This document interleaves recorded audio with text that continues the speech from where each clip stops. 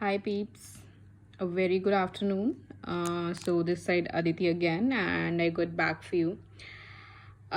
Guys, okay. So आज मैं आपके लिए रिव्यू लाई हूँ for this dark chocolate, and trust me on this, I'm not getting paid anything for this. So guys, this is Amul dark chocolate जो कि I love, मतलब I really am so fond of it. मुझे बहुत पसंद है. But because I am doing the gym right now, so I don't consume much. Reason being, आपको बोला जाता है when you are doing a gym or maybe you are doing anything else, you either if you want to consume chocolate, go for a dark chocolate. Guys, just wanted to inform you, आपको बताना है कि ये जो dark chocolate आप खाते हो ना, बाय सेइंग कि भाई बेटर है कि आप चॉकलेट ना खाओ तो डार्क चॉकलेट खा लो, ये वो. So I don't think there is much difference, to be honest. I mean, चाहे आप कोई भी चॉकलेट खाओ, it consist of milk, it consist of cream, it consist of sugars, it has edible flavors in it, it has everything that a chocolate comprise. So I don't think there is much difference, but क्योंकि we want to, so I just wanted to tell you कि आप कुछ भी खा रहे हो and if you're taking it in a appropriate quantity, so this will not impact you in any ways. थोड़ा खाओ, एक स्लाइस ले लो, ज़्यादा लगे तो 2 ले लो, but nothing more than that. As per the chocolate, it has 4 servings, यानी कि 4 सर्विंग्स आप इसकी ले सकते हो. But it is always better once in a while, once in a week, when you're not able to control your cravings, you want to eat something which is like chocolate, you can always go for this. I'm not saying no to it, but definitely अगर आप किसी भी चीज़ को excess में खाओगे, then it will definitely hamper you.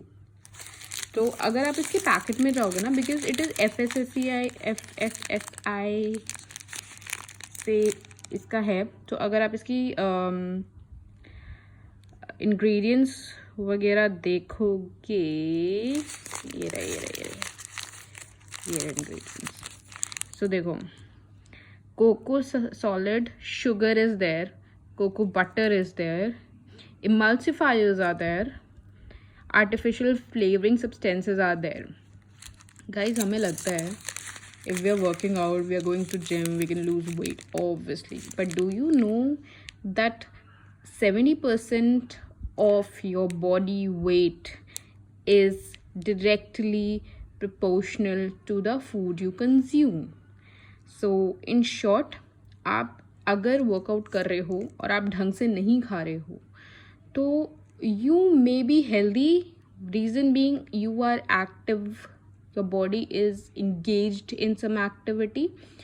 but अगर आप अपने खाने का ख्याल नहीं रखोगे, see the thing is you can never ever be totally, बहुत कम ऐसे लोग होते हैं, you can never ever be totally devoted to gym या फिर कोई physical activity, because at some point और दी अदर आप अपना वर्कआउट छोड़ते हो फॉर व्हाट्स एवर रीज़न. शायद कभी आपके पास, because I am also working woman, so I sometimes I just leave my gym because of my work, और maybe because of any certain thing. शादी होती है, शादी के बाद also you just stop doing because आपका relocation होता है, everything. So in that scenario what you do, आप जिम नहीं जा रहे हो बट आप नॉर्मल क्वांटिटी में खा रहे हो, आप खा रहे हो and that is actually reacting to your body. So it is always preferable कि ईट राइट. ऐसा नहीं होता कि you can not control yourself. आप अगर किसी बंदे के साथ जा रहे हो, you know your body better, आपको पता है उसके कॉन्सिक्वेंसेस क्या हैं. If you are fine with that is totally up to you. But अगर आप ये सोच रहे हो कि हम खाएं भी, हम वेट भी लूज़ करें और हम अच्छे से रहें, so that is possible, that would be possible only if you will be rational. तो खाओ, प्रोपोर्शन देखो, एंड शुगर इज़ शुगर, चाहे वो आपके फ्रक्टोज में हो, चाहे वो आपके शुगर में हो, चाहे वो आपके किसी डार्क चॉकलेट में हो, बट शुगर तो शुगर है.